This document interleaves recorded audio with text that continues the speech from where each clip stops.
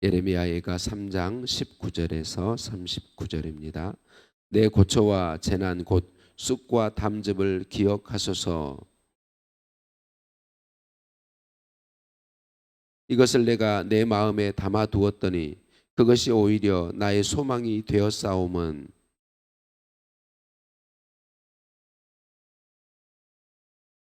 이것들이 아침마다 새로우니 주의 성실하심이 크시도소이다.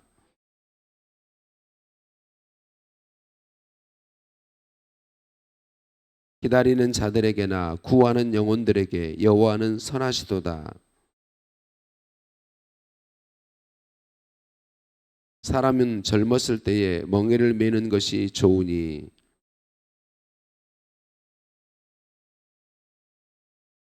그대의 입을 땅에 티끌에 댈지어다. 혹시 소망이 있을지로다.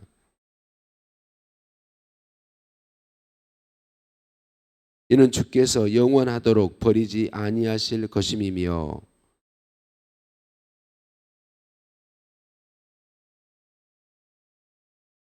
주께서 인생으로 고생하게 하시며 근심하게 하심은 본심이 아니시로다. 지존자의 얼굴 앞에서 사람의 재판을 굽게 하는 것과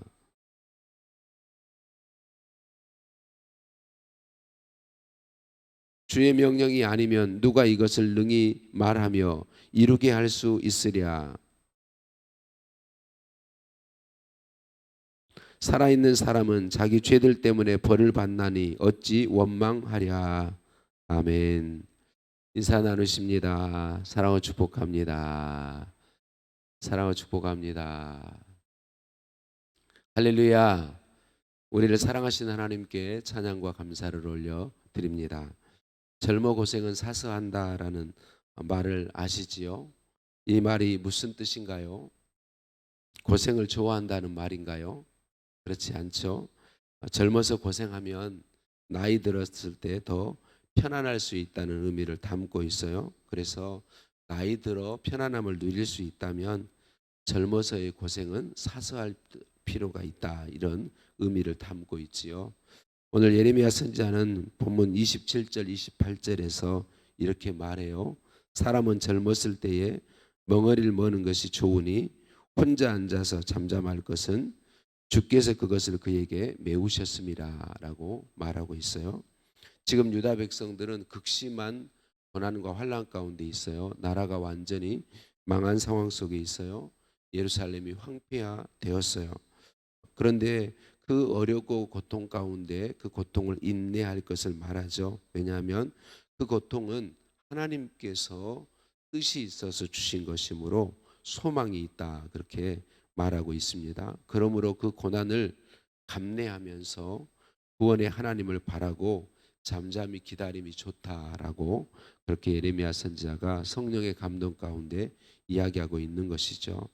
지금 유다 백성들은 참으로 큰 고통 가운데 있기 때문에 어제도 말씀드린 것처럼 하나님이 계신 것 같지 않은, 하나님이 자신들을 버린 것 같은 너무나도 극심한 그런 어려움 가운데 있기 때문에 자기들의 지은 죄를 잊어버립니다. 사람은 연약해서 그런 상황에 부딪히면 내가 하나님 앞에 어떻게 살았는지를 첫 번째 잊어버립니다.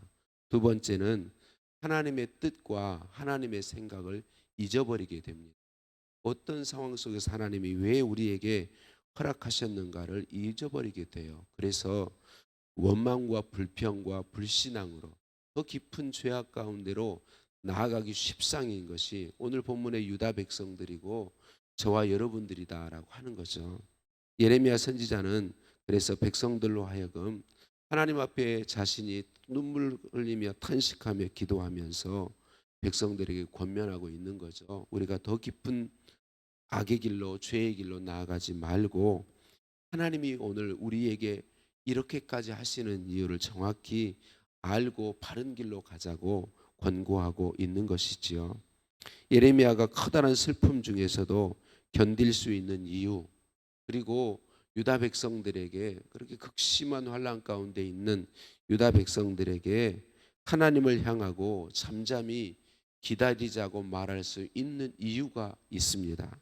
첫 번째 이유는 하나님의 성품을 알기 때문입니다. 하나님은 어떤 분이신가요? 인자와 긍휼이 무궁하신 분이시다.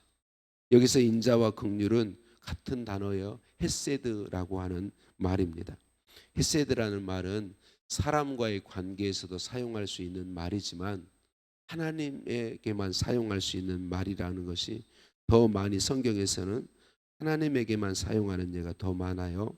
이 말은 거의 대부분 하나님께서 하나님의 언약 백성, 하나님의 언약 백성에게 베푸시는 사랑, 그 언약적 백성에게 베푸시는 깊은 사랑을 이야기할 때 사용하고 있는 단어입니다. 여러분, 우리는 늘 망각하기 쉬운 게 어제도 말씀드렸지만 원래는 우리가 하나님 앞에 아름다운 사람이었다는 착각을 우리가 하게 됩니다. 여러분, 우리가 원래 아름다웠던 사람들이 아니에요. 아담이 범죄한 이후로 우리는 태어날 때부터 죄악 중에 출생했습니다. 우리는 하나님의 사랑을 받을 만한 사람들이 아니고 하나님이 긍휼히 여겨주실 만한 존재들이 아닙니다. 그런 우리들을 하나님이 사랑해 주셨습니다. 긍휼히 여겨 주셨습니다. 받아 주셨습니다. 우리가 멸망하지 않는 이유는 우리의 무엇 때문이 아니라는 것이죠. 하나님의 인자와 긍휼이 무궁하신 분 때문이 그것 때문이다라고 말하고 있는 것이죠. 이제도 이스라엘 유다 백성들이 범죄함으로 나라가 망하고 수없이 많은 사람들이 포로로 붙잡혀 갔고 남은 백성들도 고통 가운데 있지만 우리를 향한 하나님 그분은 인자와 긍휼이 무궁하신 분이시므로 그 인자와 긍휼하심 그것 때문에 우리가 살 길이 있다고 예레미야는 이야기하고 있는 것이죠. 여러분, 우리가 살 길은 언제나 나의 무엇이 아니라 하나님 그분의 인자와 긍휼과 사랑이 있다는 사실을 기억하는 것이 정말 중요합니다. 사단은 끊임없이 우리에게 하나님의 사랑을 의심하게 만듭니다.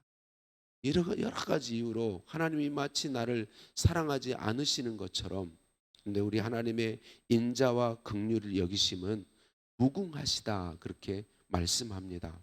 끝이 없으시다라고 말씀합니다. 어떤 상황 속에서도 우리를 향한 하나님의 사랑은 변함이 없으십니다. 그 사랑이 우리를 살게 한다라는 사실을 우리가 기억할 필요가 있는 것이죠.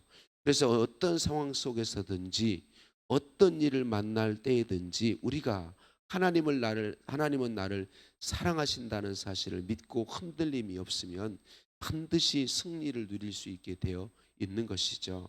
사랑하는 성도님들, 오늘 우리의 삶에서 우리 자신이나 우리의 환경이나 우리가 맡은 어떤 일들이 아니라 우리 하나님에게 주목했으면 좋겠습니다. 우리를 무궁하게 사랑하시고 우리 죄인된 우리를 불쌍히 여기시고 우리를 향하여 끝이 없는 깊은 사랑으로 사랑하시는 그 하나님의 사랑을 주목했으면 좋겠습니다. 그 사랑이 우리를 살게 합니다. 그 인자와 긍휼이 우리를 일으켜 세우십니다. 그분의 은혜와 사랑이 우리를 하나님의 사랑 가운데로, 하나님 기뻐하시는 삶 가운데로 인도해 주시는 것입니다. 두 번째, 예레미야 선지자가 잠잠히 하나님을 향해 기다리며 인내하자고 말할 수 있는 것은 그들을 향하신, 우리를 향하신 하나님의 뜻을 알기 때문이다 그렇게 말하고 있습니다. 하나님의 본심은 이스라엘 백성들, 유다 백성들을 고생시키는 것이 아니다라고 말씀합니다. 하나님의 본심이 아니시로다.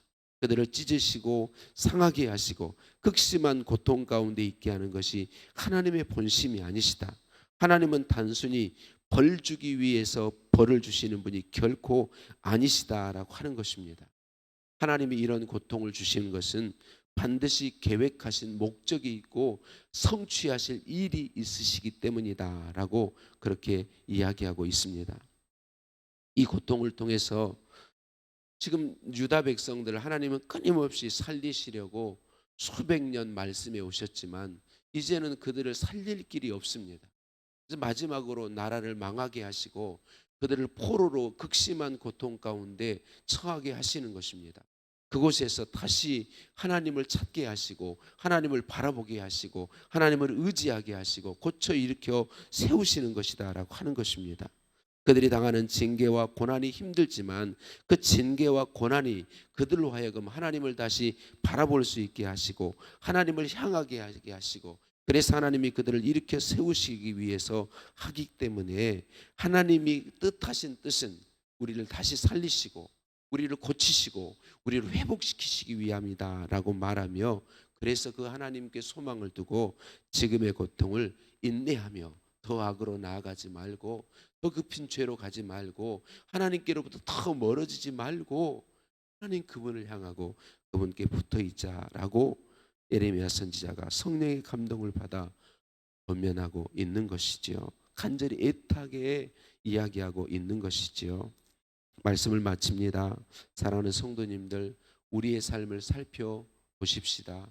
혹시 하나님의 그 놀라운 은혜와 사랑에도 불구하고 하나님 기뻐하지 않는 모습을 여전히 내버려 두고 있지는 않나요? 회개하면서 그럼에도 불구하고 변함없이 나를 사랑하시는 인자와 긍휼이 무궁하신 하나님, 그분을 바라보고 그분의 긍휼 예수 그리스도의 십자가를 바라보고 하나님께로 나아오기를 원합니다. 하나님의 뜻을 우리가 기억하고, 우리를 향한 하나님의 뜻은 우리를 살리고 복 주시고 우리를 승리케 하시고 하나님의 자녀로 끊임없이 살게 하기 원하시는 것이라는 것을 기억했으면 좋겠습니다. 말씀을 마치며 중요한 것, 하나님이 헷세들을 베푸시는 건 언약 백성에게라고 말씀드렸습니다. 하나님께서 우리를 향해 인자와 긍휼을 베푸시는 것은 우리가 예수 그리스도의 피로 하나님과 언약을 맺은 하나님의 자녀요 하나님의 백성이기 때문입니다. 예수 그리스도 안에 피 언약 안에 저와 여러분이 있음을 오늘도 기억하시기를 간절히 소망합니다. 하나님 아버지, 오늘도 말씀으로 찾아와 주시니 감사합니다.